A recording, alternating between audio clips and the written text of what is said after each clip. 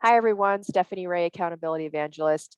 Wanting to talk to you about hugging accountable and what's the difference between hugging accountable and holding accountable. Well, let's talk about to hug or to hold.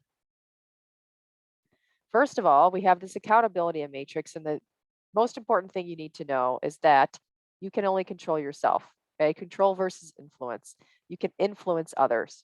Okay, keeping that in mind, holding accountable means that you are holding yourself or others accountable to a goal that is externally motivated, meaning something that originated from something outside of you. It could be a goal that you have at your workplace or in your home that needs to be done. You might even be okay with it. You might even really like it, but it's not something that you necessarily chose or generated.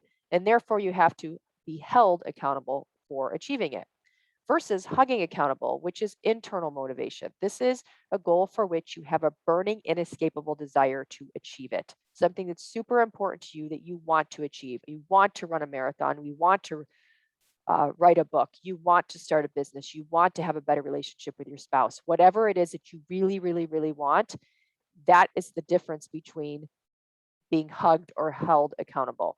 So, what does that look like? When you hold others accountable, you are managing them. You are managing their activities and their behaviors to make sure they're doing what needs to be done in order to achieve the goal. Sometimes that needs to be done, right? We do need to be held accountable at sometimes when there's a goal outside of us. Similarly, when you're holding yourself accountable, you're restricting your behavior so that you're kind of fitting into what needs to be done, into the boundaries, into the guidelines of what the behaviors that you need to execute in order to achieve this goal. When you are being hugged accountable or when you're hugging someone else accountable, you are supporting them.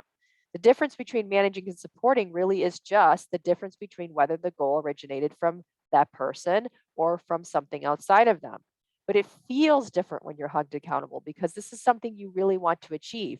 But if you really want to release weight, as people say, that is something you really want to do. That doesn't mean it's easy. That doesn't mean that you're going to love what you need to do to get there. You're not going to love to watch your portions. You're not going to want to love to skip dessert, for example. But if that's what you decide to do in order to achieve that goal that you have a burning, inescapable desire to have, then you're going to need some support for someone to support you on your way to making those decisions, to choosing an apple over an apple pie, right? You're going to need to be hugged accountable. And when you hug yourself accountable, you expand your capabilities and your capacity to be more, do more, to be that person who's the accountability ambassador who serves others by doing whatever it takes to be the best person they can be. That's how you hug yourself accountable.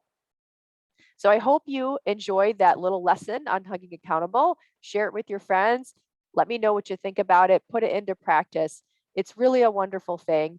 There is a time and a place for holding accountable, of course, and there's definitely a time and a place for hugging accountable. It works the best when you have an ambitious goal, but either way, when you have a burning, inescapable desire to achieve something, you want to be hugged accountable by others and hug yourself accountable so that you can be celebrating your achievements, of course. Thank you.